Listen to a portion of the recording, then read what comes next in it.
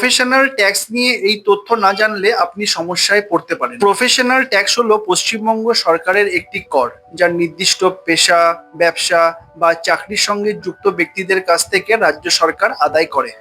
এই করের মাধ্যমে রাজ্য সরকারের বিভিন্ন উন্নয়নমূলক ও জনকল্যাণমূলক কাজের জন্য রাজস্ব সংগ্রহ করা হয়। আপনি যদি চাকরিজীবী হন, তাহলে এমপ্লয়ার আপনার বেতন থেকে প্রফেশনাল ট্যাক্স কেটে নিয়ে সরকারের কাছে জমা দেন, তাই আলাদা কিছু করার প্রয়োজন হয় না। কিন্তু আপনি যদি ব্যবসায়ী, দোকানদার, freelancer, tax consultant, insurance agent বা অন্য কোনো পেশায় সংযুক্ত হন, তাহলে প্রফেশনাল ট্যাক্স রেজিস্ট্রেশনের প্রয়োজন হতে পারে।